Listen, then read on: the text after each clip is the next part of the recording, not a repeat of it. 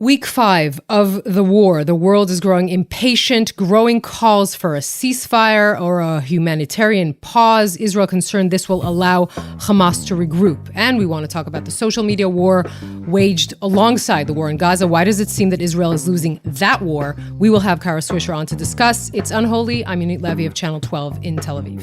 And I'm Jonathan Friedland of The Guardian in London.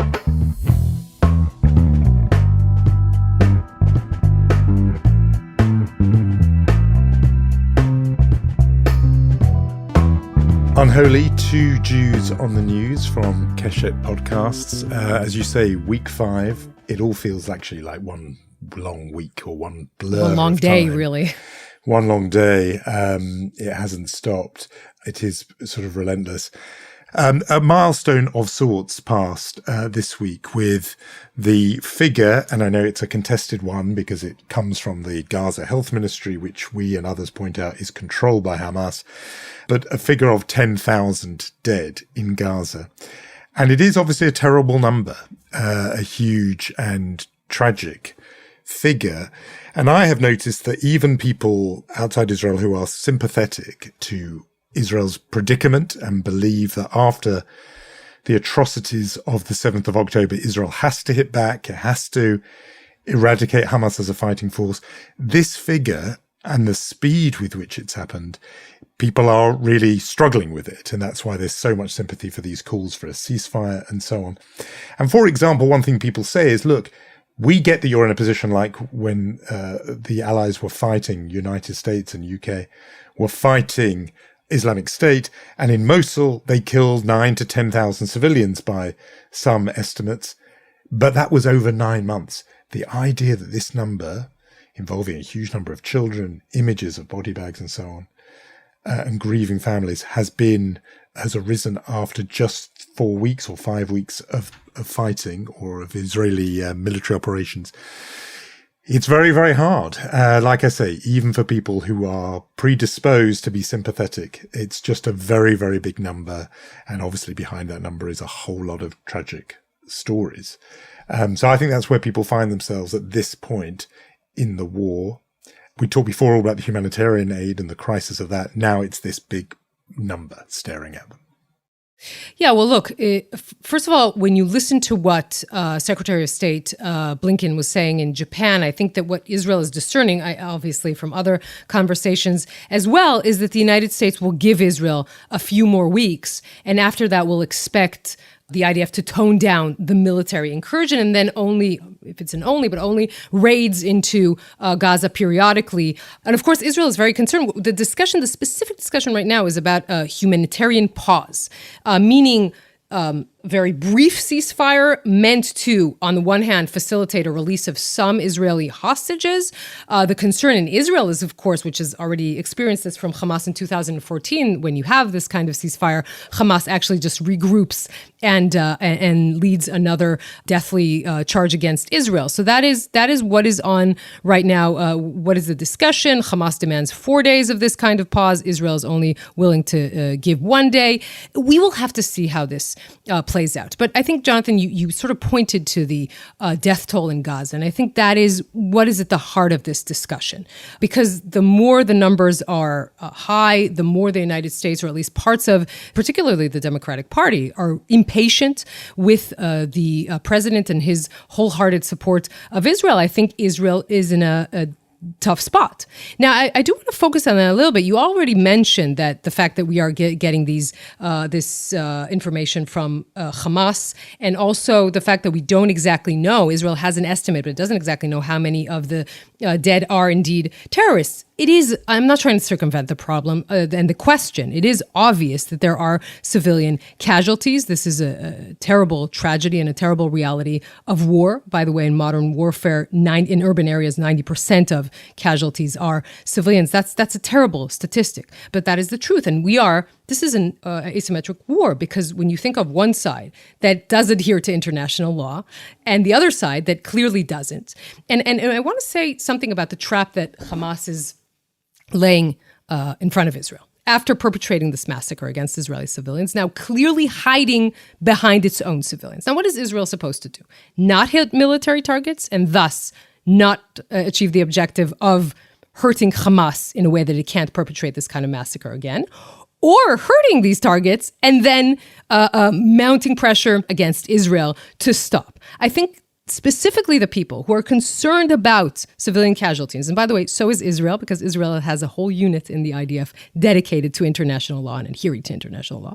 Anyone concerned about this would actually say Israel should act patiently and with moderation. That is important. And sitting with the stopwatch that Israel always has, the international community always gives Israel, is a little bit of the opposite of that. If you give Israel the time to do this methodically, carefully, and actually achieve the objective of eradicating Hamas, then I think that it can be as careful as possible. But if you hide among civilians, if you do everything you can that the war zone will endanger your own civilians, I mean Hamas and the Palestinians, it's a very, very difficult situation. Yeah, it is. I think the asymmetry is the key point I would pick up on there, is that you are against an enemy who, all the things we know, I mean, where they fire rockets from schools and mosques and elsewhere. There was a group of Israeli and international journalists who were taken into Gaza last weekend, embedded with the IDF, I think really just for a few hours. But in the course of their time there, witnessed at one point IDF firing in the direction of a school and a mosque because rockets had fired at them from those places. And so that is an aspect of this that you need to remember. There's also this claim from the IDF that the Hamas headquarters, almost like a military command, is underneath the Al-Shifa hospital. I mean, it is an exquisite sort of moral dilemma that is put in front of the IDF, which is, if rockets are coming at you from a target that is civilian, what are you exactly meant to do if you are defending yourself? And so that's the dilemma. I think from Hamas's point of view, it is a win-win, because either Israel says, we can't hit back at a hospital, we are going to leave this claimed command post, I'm only saying claim because I don't know myself, there. That's a win for Hamas. And if they then hit it and kill lots of civilians who are on the world's television screens, that's also a win for Hamas. I mean, the idea that Hamas, that I think is not factored in by enough observers of this, is that Hamas is not a conventional enemy in the sense of wanting to protect its own people. It doesn't want to do that. And that's why right at the start of this, in the first piece I wrote on this, I said, Hamas is not the Palestinian cause. It is a curse on the Palestinian cause, because they do have this view, and we've seen it in some of those clips that have gone around the world, in which leaders of Hamas sitting outside Gaza in reportedly 5-star accommodation in, Doha and elsewhere, say, we are very ready to sacrifice martyrs. We're very ready to sacrifice other people. So that puts a different gloss on it. This is a different kind of war than we had last time. Right now, the military objective is to eradicate Hamas or to prevent it from having any sort of military power. It's a different objective. This is important because under international law, when you talk about proportionality, you mean that the cost of human life should not be excessive in relation to the a military advantage, a military objective. So if the military objective this time around is different, and indeed it is a larger and a bigger military objective, that relates to what this, I'm sorry to sound so cold in calculating this, but it is important to understand. By the way, everyone talks about this is what you should be doing, from Hillary Clinton to Bernie Sanders and beyond, right? That we need to fight Hamas. Even Bernie Sanders is saying, don't give them a ceasefire, they will amass more weapons.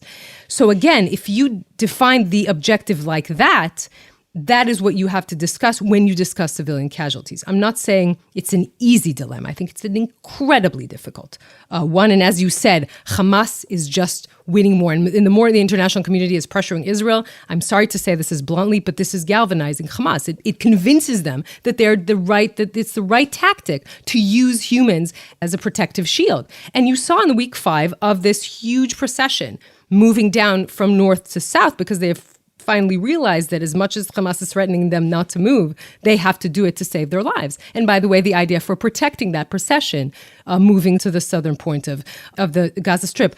Just one more point about this discussion, because when you zoom out, there is a lingering suspicion, please correct me if I'm wrong about this, that it's not only the discussion relating to the number of casualties or the destruction in Gaza. Otherwise, we would have seen vast demonstrations, after the wars in Syria or Iraq or Yemen or Libya or ISIS. I'm not sure it only has to do with what is happening in Gaza. I think it also has to do with who's sitting on the other side of the border.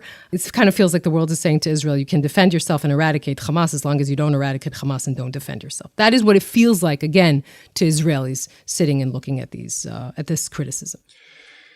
Yeah, no, I don't doubt it looks like that. I think from inside Israel, the inconsistency point is made, strongly here too, particularly Jewish communities do feel that there's a double standard applied to Israel. That is what we are seeing. Again, I think it would be very helpful for Israel to try and convince the world of giving, sadly, being in the situation where you need to convince the world to give you a little bit more legitimacy and a little bit more time. I do think the time here is important. I also think that would be really helpful if some of the Israeli ministers, as we saw this week, would maybe talk less, because that isn't very, very helpful in what they are saying. When people like me are saying on this podcast, just judge Israel by what it's doing, not by what it's saying. But still, you have certain detrimental, let's say, claims by some of the ministers, not helpful this week. And here you have in mind the, I think, fairly junior minister who said, let's drop the atom bomb on Gaza. To be accurate, he said it's an option. But I mean, I can't stress enough how much, as you called him, a junior minister, he is unimportant in the Israeli government that has 38 ministries. And you kind of feel like saying, to quote a series that I love and a character I love, your mouth is open, words are coming out. That's never a good thing. In this case, again, not an important minister, but the damage that can be created by saying that kind of thing in the middle of a war is not, this isn't helpful. No, I agree. And the other point I would say that, and maybe this needs to come, maybe this can't ever come, but the rhetoric from, more major figures in the Israeli government that would say, in a way, on the lines you have, which is that this is necessary, but it's painful to do this, that this is, if you like, if an Israeli prime minister, if Netanyahu said, as far as we're concerned, this is a necessary evil. This is necessary because Israel has to eradicate Hamas. But we recognize the horror of it, and we don't take that lightly. I know that obviously many Israelis do say that, but I'm not sure they say it at the highest level, and I'm not sure they say it in a way that is heard by people around the world. There could be more of that. Now, I know a lot of people would dismiss that, the old line about Israelis shooting and crying kind of thing. There are plenty of, I think, Jewish voices around the world are saying it, and I think it would be helpful for them, and also it would be helpful for people to understand Israel better if that case was put. I think some of the spokespeople for the Israeli government sounding instead quite sort of bullish and bellicose and sort of tough, rather than there's a different tone you could adopt, which is one that does see the sorrow and understands why viewers around the world are heartbroken by what they're seeing. I don't think Israel is conveying that at the moment, and I don't think it would hurt its case. I think it would strengthen its case if it did acknowledge that.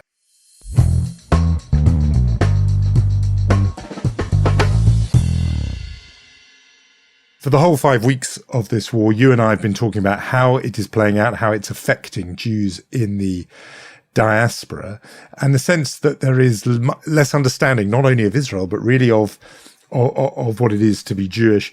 In that context, I mean, the story that broke this week would have been news anyway, but I think it landed with extra heaviness this week, which is a German kindergarten saying it was going to drop Anne Frank from its name in order to have a more diverse alternative. More diverse in quotes. It's a kindergarten in a village in East Germany. said it's now going to be rebranding itself the World Explorer Kindergarten in order to be more inclusive. I mean, that was always going to be hurtful. It was going to be hurtful, especially this week. It's the 85th anniversary of Kristallnacht, so memories of the Holocaust are in people's minds anyway. But it went to something deeper, which is this idea that, well, I would say two things that are conveyed in this move that are frightening.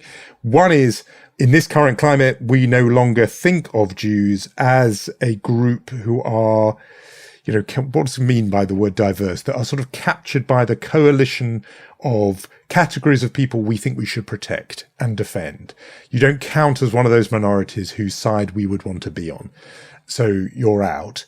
And that is particularly sharp now because Jews feel that there is no sympathy, no benefit of the doubt granted to Israel, insufficient sympathy for what happened on October the 7th, but also a sense that a window is closing, that there was a period after 1945, after the Holocaust, in which Jews were accepted and that anti-Semitism was seen universally as a terribly evil thing. Therefore, in the first years of Israel was granted a kind of place in the family of nations and so on. And that time has run out. That 80-year chapter is closing.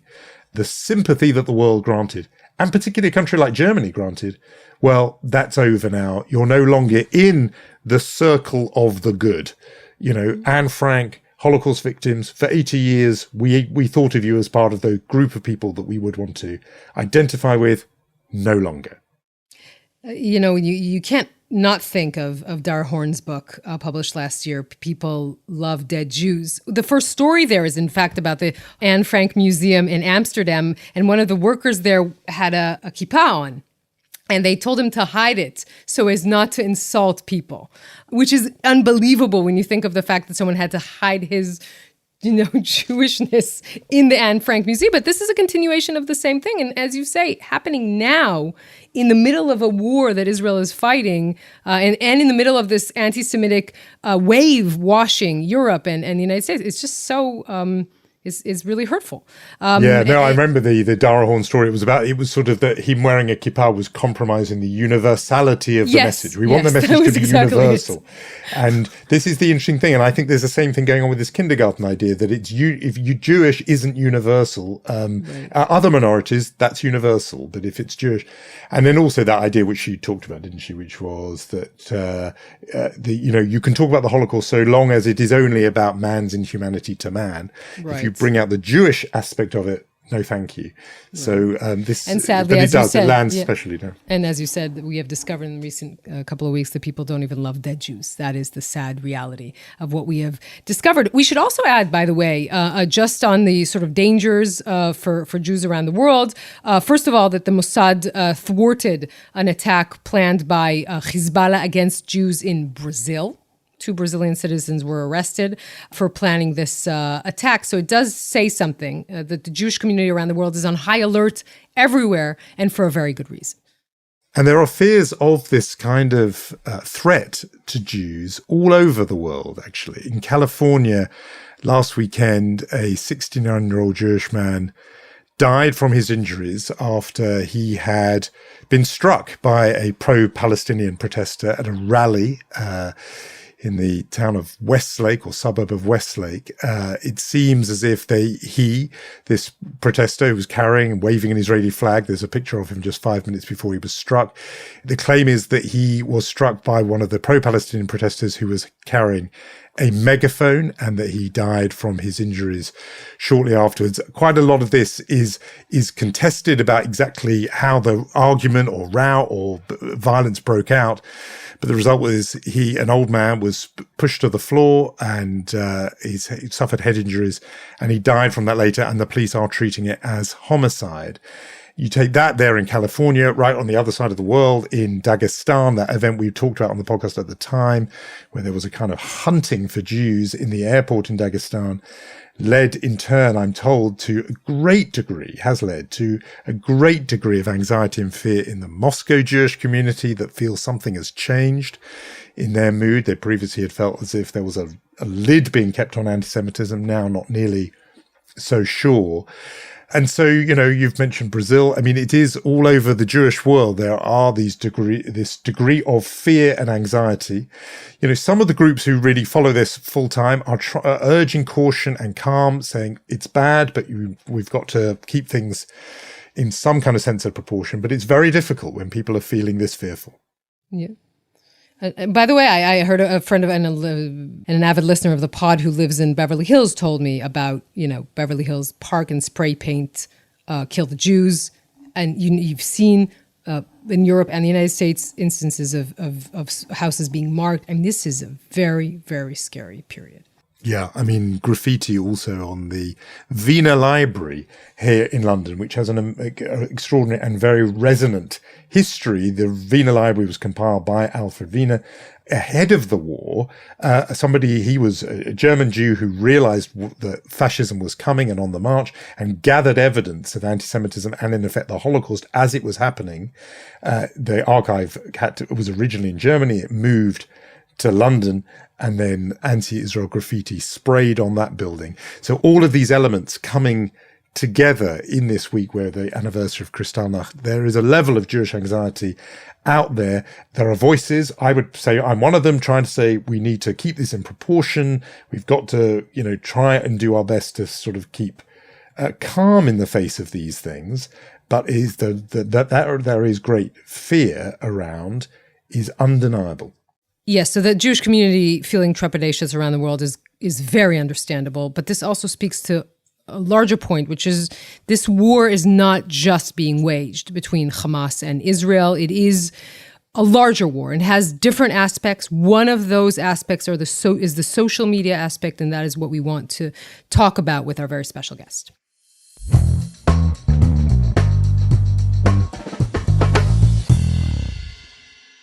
There are a few people better placed to discuss the new battlefront, if you like, the information war played out on social media than our special guest this week. I think she is rated almost universally as the number one tech journalist in the world. She is the host of the podcasts Pivot and On with Kara Swisher. Kara Swisher, terrific to have you back on Unholy. Glad to be back.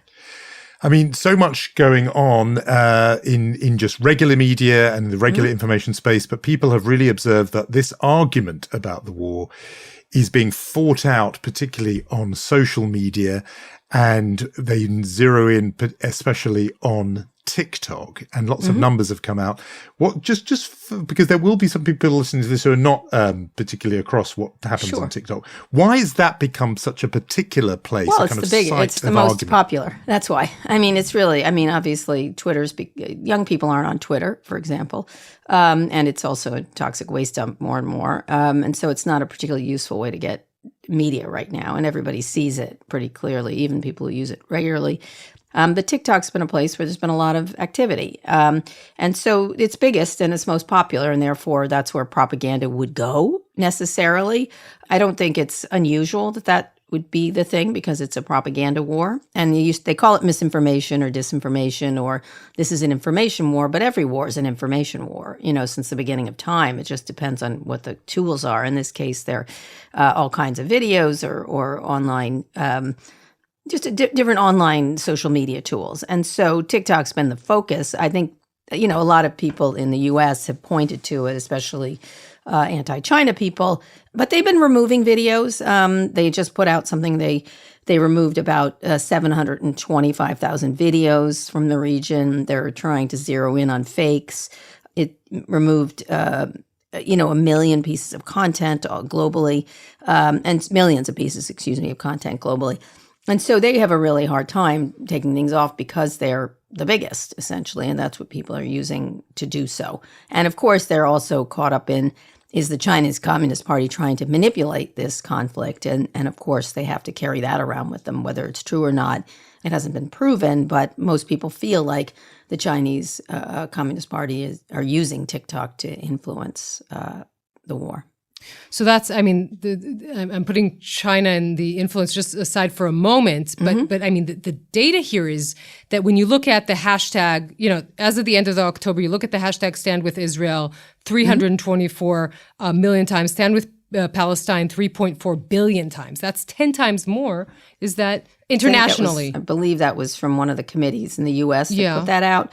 And so it's that they are pushing back on that. They say that is not the case, that Israel, as the hashtags around Israel are more popular. And so it's, this is an information war, but people there's obviously a huge surge of this, right? And each side is going to use it. And I guess what I'm asking is there malintent here, or is just the algorithm here just that's how it is? There are more general. I mean, it sounds like superficial. There are more Muslims than there are Jews, and that's just the way it is. If that's the case, if those statistics are accurate, that's the problem. Is a lot of these people are putting out numbers that are not accurate necessarily, and that's also the point, to confuse things.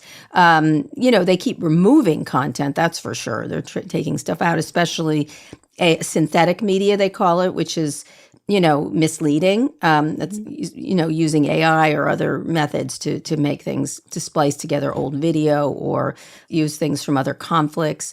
I think the problem is the volume of what's happening here is so massive, and obviously the use of it as a propaganda tool. But I think we have I don't want to do a both sides argument, but everybody is using these platforms to misinform, to create conspiracy theories, to spread hateful ideologies. And sometimes one group is doing it more than the other. And that's what's going to happen in these kind of conflicts going forward. It happened, in Ukraine very quickly. The Russians were trying to create misinformation, and definitely the Ukrainians used it. If you remember the Ghost Rider or whatever, that wasn't real, or that attack where the people were supposed to have died and they didn't. It's being used in some format by whatever side to create support. And people are concerned that there's more anti-Semitism on these platforms, and they should be, and that it's impacting young people or giving them changing their opinions, being used to change their opinions about who to support in the war. I mean, people have always understood, exactly as you say, it's a very good caveat, actually, that information wars are as old as war, and it's important to remember that. And I think people get the idea that people will be posting content that is sometimes suspect and dodgy around the edges to push their argument. That we get.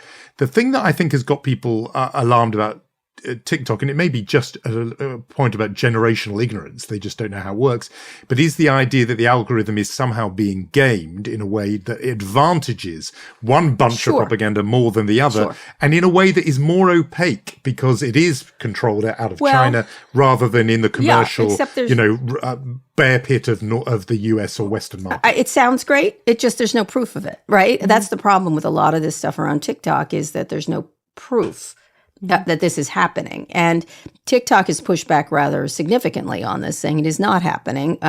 They, of course, they're owned by a Chinese company, and therefore they have less, I guess people don't believe them, right? They just don't believe them. But they will immediately become suspect because of the ownership of these companies, right? This is going to happen. That said, all the others, like look over at Twitter or X or whatever you want to call it, they're not doing any content moderation or very little. They say they are, but you can see by just being on it that there's very little happening there, or that anything goes, and they fired all their moderation people, so they're not doing anything. Is that better? Is that propaganda? I don't know. It just is. It's a disastrous place to get news. And what happens is the news jumps into the real world, really, in a lot of ways. Into I would say I don't know how the New York Times decided to write that headline, which was inaccurate about the hospital, but they did it pretty quick, and it was a decision made in speed. And because a lot of this stuff comes in speed, it creates a feeling of speed around everybody, right? And I can't imagine they might have done that in a different era. They might have taken a minute, taken a beat, and figured it out before publishing a headline like that, which they then made a correction about, but still, it's the New York Times operating at the same kind of speed, which is problematic for everybody. Yeah. I mean, you famously said that you use TikTok on a burner phone. I do. So I mean, that you're also concerned about this sort of Chinese. That was years ago. Yes, but you're still doing that. I mean, as I don't use TikTok that much, honestly. But yes, I mean, I look at it for work essentially. But yes, I use a burner phone because I just don't trust. Listen, I don't trust Facebook either, but I really don't trust the Communist Party. Right? I would assume that the Communist Party is involved, and that's just me. I have no proof of this. I just assume that this is somehow, I don't know if it's being gamed or that they have more. I'm more concerned with the surveillance than anything else for myself. But other people could be concerned about the propaganda. And it makes sense that you would use this. I think the fact that we can't have any U.S., and most of these social media companies are U.S. based, have any of them there, that's a problem. We should be able to have our social media companies there operating without any kind of strictures, as much as they have here. And that is I find that to be not suspect. It just is, why are we letting that happen? So, I mean, there's an obvious correlation between the people who, when you poll the United States, you see most of the older parts of the population think, that Israel is more right in this conflict. The younger you get, Israel is to blame. There's a direct correlation with the people who use TikTok. I mean, it does seem that way when you look at the stats. It's like, and they change it might be a generational thing. Right. You're seeing that within the Republican Party. Look at Mitch McConnell wants to back Ukraine. The right wing in the country doesn't. It's an America first kind of attitude. And in the case of Palestine, it's been a lot of young people feel somehow it's been shifted into a civil rights issue, right? And so is it coming from TikTok, or they just decided that this has happened, right? This is what they think. And so where is the it's not correlation necessarily, because you don't actually have proof of it. And a lot of them aren't on TikTok. I know a lot of kids who aren't on TikTok who think this. And where did they find out about it? I don't know. They're getting information from all over the place. Okay. Probably the photographs and the pictures and the videos, and that has its toll eventually. Even if you don't.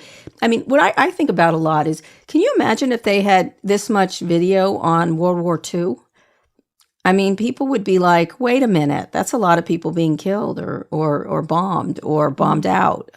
You think about it. It would create a different point of view about war if you could see it up close and personal every 5 seconds and in very detailed and sometimes manipulated videos. And so it would change the course of war. And that's what's happened here, is you can see it not just, back in the last conflict where they had the Stud Scud, do you remember that, where they were dropping bombs and you could see that. This is stuff you see the instant it happens. And so it does change people's viewpoints of war.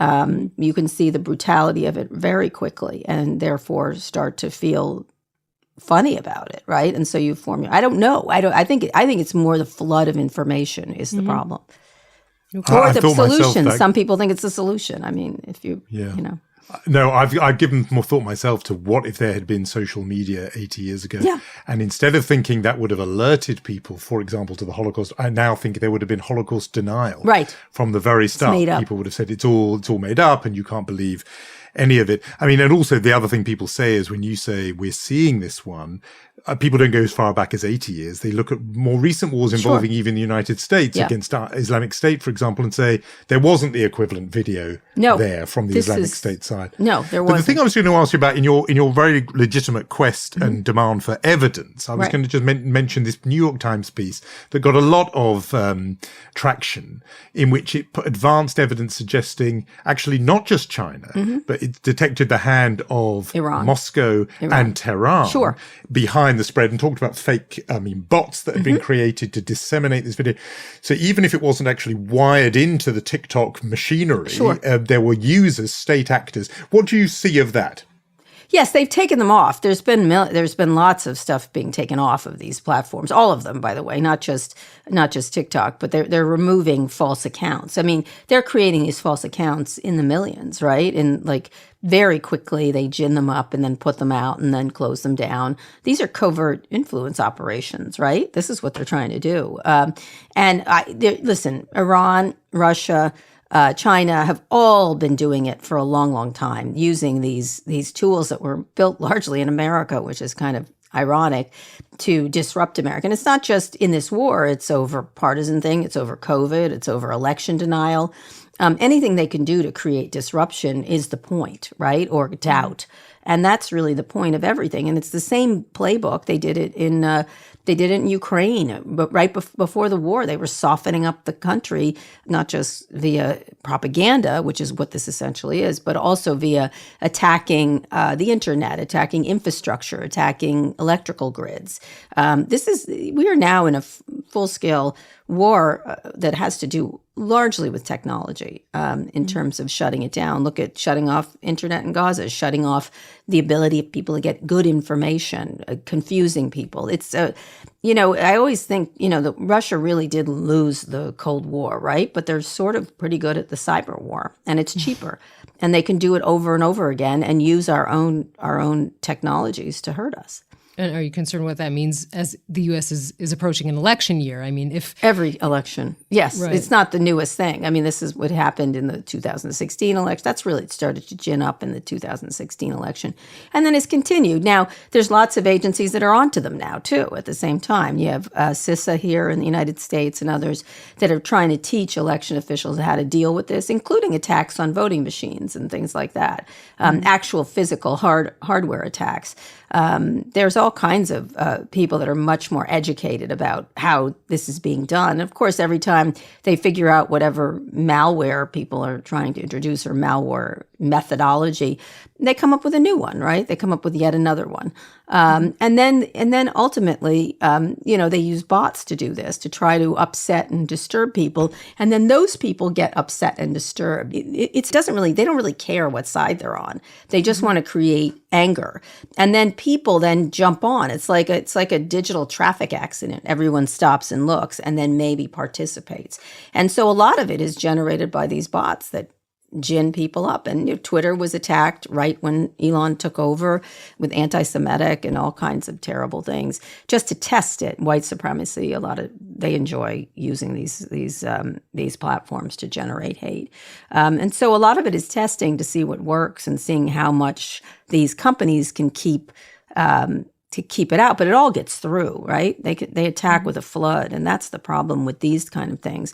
And they're so inexpensive now. They're so inexpensive to do it. It's so easy to do it. And I think that's one of the other issues is that it doesn't even have to be state actors. It's all kinds of actors. And obviously Hamas has a very sophisticated propaganda. They went in with cameras. They went in, they were very aware of what they were doing in terms of creating terror and creating discontent as they were doing it. It was part of their strategy just as much as guns were. No, very much. And in fact, I mean, they did live stream what they were doing. Yep. On social media platforms, yes. including, I think, Facebook. They did. And it's... I mean, my question before was on this predicated on this assumption that somehow TikTok was out of democratic reach because it was in China, but the other ones, you could reach them through public pressure and being even shamed in the marketplace. Yes, they seem so shamed, What about that? About Jonathan? Something? Well, I was going to say... They've never been shamed, not a day of their lives. What are you talking about? Right, so I was going to say, what about Facebook? I mean why is there no sort of sanction or even just in public opinion for what they did there with that example? Well, we have a thing called the First Amendment here, so it's a real problem for us. We like the First Amendment quite a bit. Years ago, if you recall, I did an interview with Mark Zuckerberg where we had been talking about Alex Jones, who's a vile, if I can say piece of shit, he's a piece of shit. He's a vile person who was violating a lot of Facebook's rules. And I said, why don't you take him off? He's violated your stated rules over and over again, right? Oddly enough, the way he got caught was through copyright infringement. He used pictures of kids he didn't have the right to use, which is ridiculous that's what they had to go to, but the parents had to go to. But at the time, they weren't taking him down, even though he was violating their very clearly stated rules. And so we were talking about that, and then Mark shifted the conversation, unfortunately for him, over to Holocaust deniers at the time. I don't know if you remember this, but it got a lot of attention. And I was like, oh no, please don't do this, because please don't go down here. And he did, nonetheless. And he himself is Jewish, and he said, as a Jew, and I was like, oh no, don't do this. Don't say I believe that they should have the rights of other people, right? Like, please don't. And he said Holocaust deniers very famously don't mean to lie. That's what he said. And I was like, wow, that's kind of the definition of a Holocaust denier, but okay. And I let him explain himself because I wanted people to understand his general attitude towards it. And he had, it was so nonsensical. He made it up as he went along, essentially. And I think he got into quite a bit of trouble for that. But at the time, he was very much defending the rights of Holocaust deniers to post this stuff. And I said I thought it was poisonous. I thought it was false. I thought it was hate speech. And, but it was up to him and not me, right, to decide this. And that's the real problem, is the policies were made by one guy who wasn't particularly educated, honestly, at the time. 2 years later, he decided Holocaust deniers do mean to lie and took them down just because he thought it. He decided it. He got educated. It took him 2 years to come to the conclusion everybody else was already at. And so that's where we are, is this stuff doesn't have any, the government cannot intervene here in any way and tell them what to do. And there's lawsuits all over the United States right now trying to limit government's ability to even speak to tech companies about some of the dangerous content on free speech things. And they're probably going to win. The Supreme Court will probably uphold them. But I mean, you know him very well. And I'm just asking this from the Israeli standpoint. I mean, it's been a month since October 7th. Terrorists, we said this, we're live streaming horrific attacks on Facebook. They've tried to take them down. Let me be clear. It's just impossible to do so, the way the platforms are created. But I mean, more than that, I mean, Facebook, Instagram abused by anti-Semites more often than not. Yes. And you kind of ask yourself, he's one of the most, I don't know, one of the 10 most influential people in the world. Why are we not hearing his voice on this at all?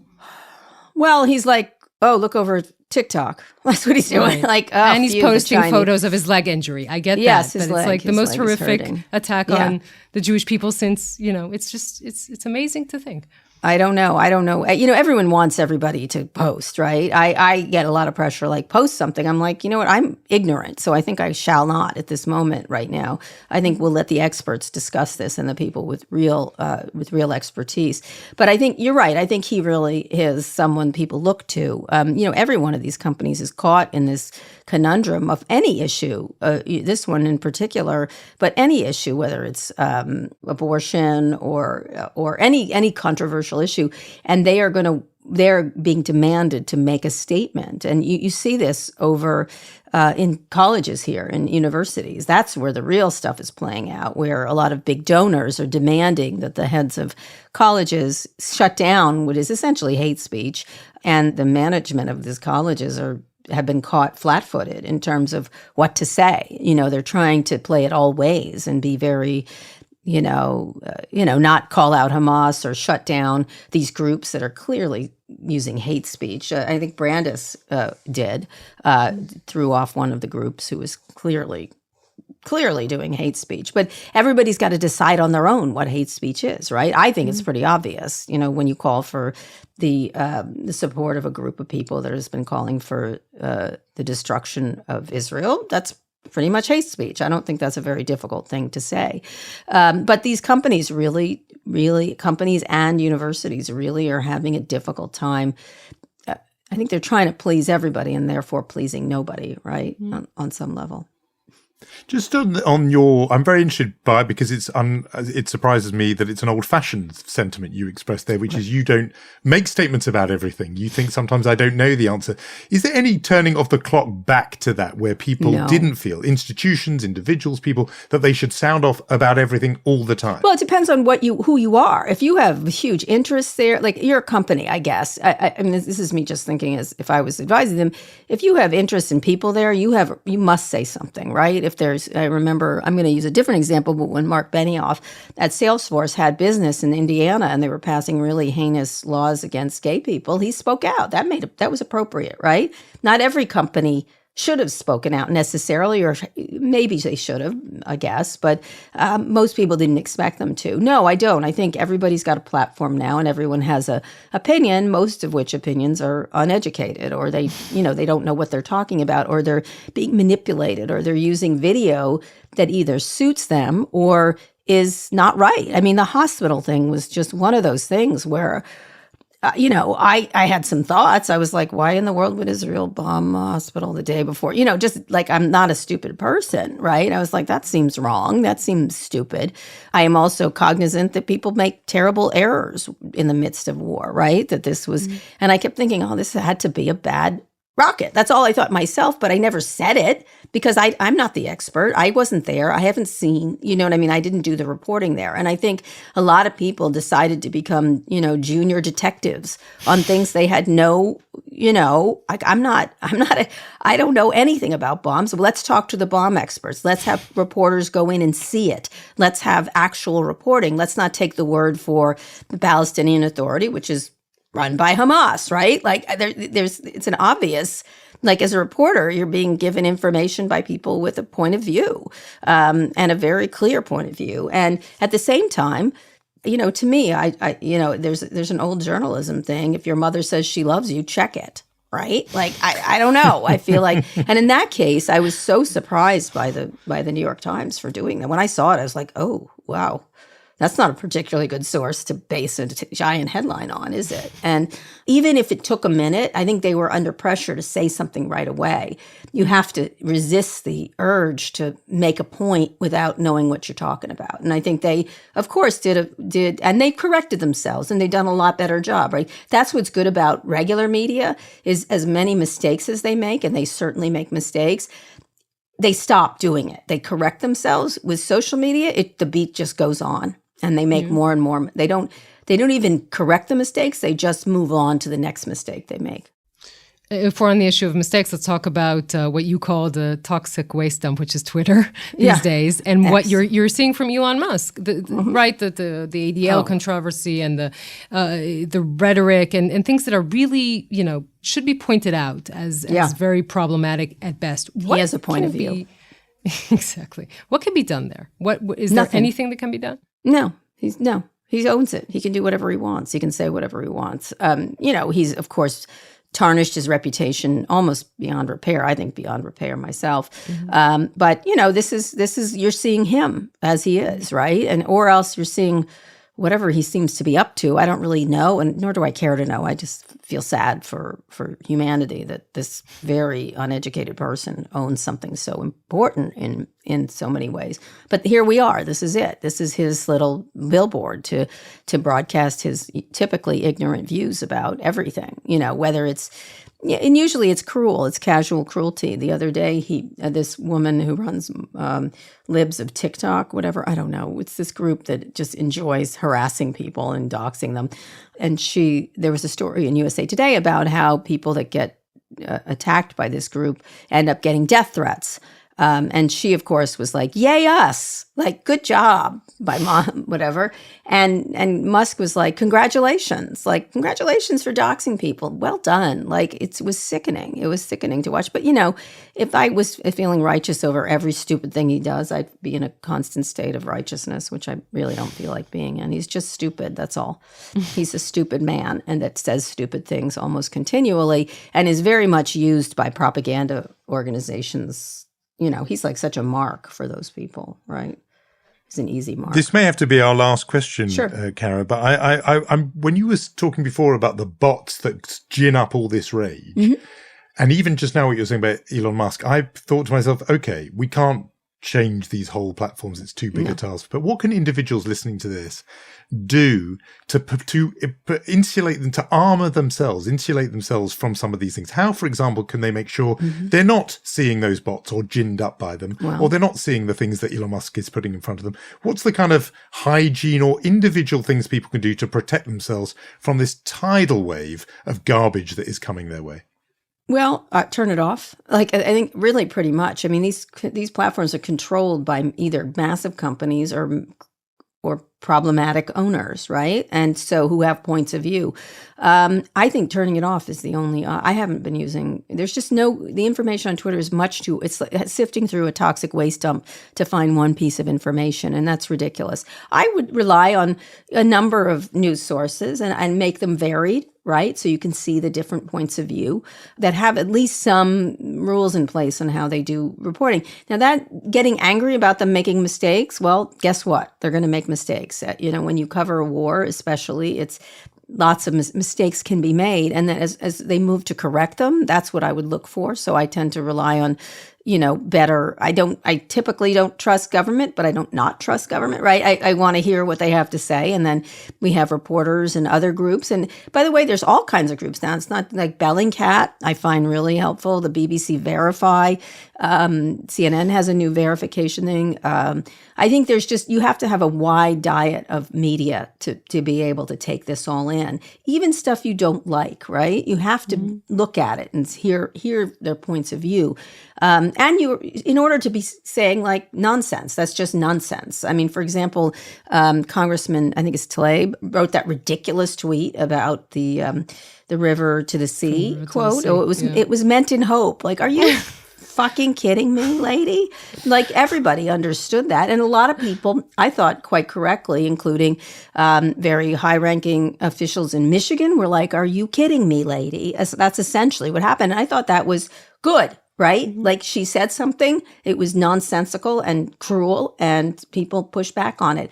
Watch that play out. You know what I mean? Like, read what she said, but then understand what she said was just absolutely ignorant, or willfully. I don't know if it was willfully. I don't know. I don't know her intent, but it was certainly cruel to say what she did. But again, we're in the United States of America. She has a right to say it. If she wants to be a ridiculous, nonsensical person, that's fine. So I think you just have to read widely and mostly turn it off is my feeling, and try to rely on what are considered, as you go through it, what are considered, seem to get to the story as it breaks through eventually, and understand that every single group here has an agenda, even if that's your side, right? They want to sort of, there's no truth in war. There's typically no truth in war for most of the time until it's over, and then you can assess what happened. But, the problem, I would say the biggest problem is what happened on October 7th was horrific and heinous and should be remembered every single second. But what happens in the current news environment is it's what's next, right? Mm-hmm. That's the problem. It's like that used to stay with people. That should be staying with people the entire time, but it hasn't. You know what I mean? Like, people are like, oh yeah, but. And that's the real danger here, is the flood of information makes something so heinous just what happened yesterday, right? And or 2 weeks ago or whatever it happened. Mm-hmm. And that's the danger here, is that we become so, what is it? The information just flows so quickly, we forget the other information, and then we become part of the problem in that we're constantly on this wheel of rage and anger to the next thing. It's like you remember the movie Network, or Yeah. we're just constantly enraged. And so engagement equals enragement. And therefore we forget the thing that started this, which was a heinous terrorist attack that murdered people, right? And it becomes, as horrible it is, people then replace it with the next thing. And what's happened after, of course, what's happening to these children, especially in Palestine, is horrific, but it just replaces it, and we all become numb to, what is it, just a terrible conflict, right? It was started with a terrible act. And that's the problem, is the amount makes us all numb to what's really happening. We're in total agreement on that. Kara Swisher, we always feel smarter talking to you. Oh, not really. Thank you so much for talking to us. Don't turn it off. No, not be podcasts. Engaged. Don't turn out. Exactly. Don't turn off podcasts. But be engaged, but be smart about how, because it could really upset. I don't know if I'm sure you're experiencing it everywhere. everybody is all my friends, they're all fighting with each other. You know what I mean? Like, you see all this, like, everybody is in this state of anger. And that's the point of this propaganda, is to continually keep you in a state of enragement so you can't think clearly. And that's the point of spreading misleading content and real content. It's designed to make you not act. And that's the point. Thank you, Kara. All right. Thank you, Kara. All right. Thank you.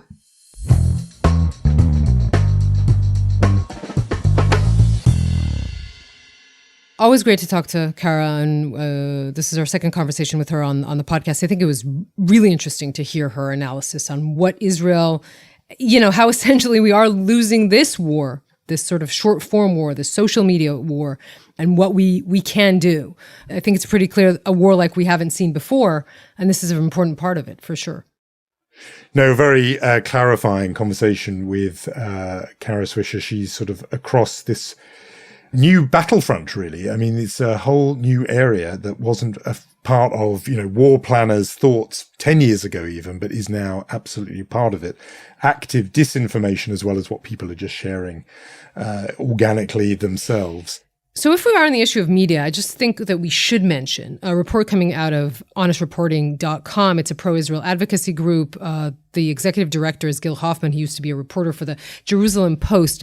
A report coming out about a Gazan freelance photographer called Hassan Aslich, that he, on his own Facebook page, was seen, we should say he works with AP, CNN, he was seen on his own Facebook page alongside Hamas terrorists breaking into Israel on October 7th. He's also photographed quite chummy, we should say, with Yahya Sinwar, the person who perpetrated this attack. The picture is from 2020 or 2021. CNN has come out and said pretty clearly that they had severed ties with him, that they also said, we have at no time found reason to doubt the journalistic accuracy of his work, but we have decided to suspend all ties with him. We should say that from the Israeli viewpoint, this just goes to show that you really can't be a journalist or a Palestinian journalist in Gaza without not only being affiliated with Hamas, but literally being very much tied to Hamas's propaganda machine and war effort. So this is a story that is kind of developing and has been developed in the last couple of hours, but it is something to look at as the other agencies also post their responses to this. But this is something that is obviously getting a lot of traction in Israel. Yeah, and particularly, I think, striking is that photograph of him being, I think, kissed on the cheek by Sinwar, who is a, high-ranking military commander in the Hamas organization. And so, yeah, as you say, it's not just that reporters in Gaza are operating under restrictions, but what that picture tells, the story it tells, is of a kind of intimacy between Hamas leadership and journalists operating there. I thought we would close with a couple of slightly more sort of positive thoughts, only because we were talking before about Kristallnacht in Germany and the notion of those memories being evoked from the last century.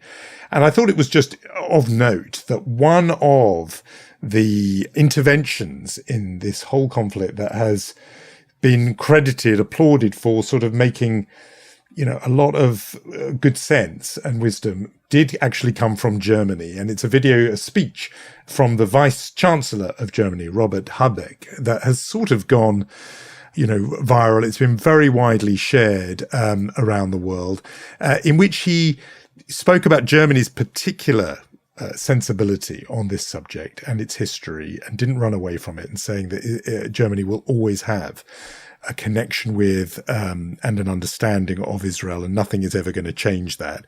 But also, obviously, saying that it is wants to find a way out of this current crisis, and talking about conflict and how it can be resolved.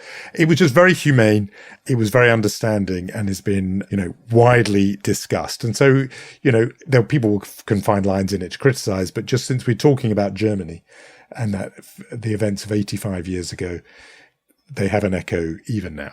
We'll add to that pictures that made a splash in Israel this week. Ingo Gerhardt, the German Air Force Lieutenant General, essentially commander of the Luftwaffe, coming to Israel and donating blood and saying it is his honor to do that. By the way, a very personable guy. I met him. He's a very nice person. Just to feel, I don't want to sound flippant about this, but this time that Germany is on the right side of history is something that Israelis are, it's heartwarming to feel that for them. Another one of those images that has been widely shared, the debate about this war, the discussion about it is reverberating all over, and obviously is seen and understood completely differently in different places. We'll keep analysing it and talking about it, and we'll do that with each other this time next week. We will, and we will say our thank yous to Guy Glazer and Omer Primat, and indeed, we shall meet for a special episode next week.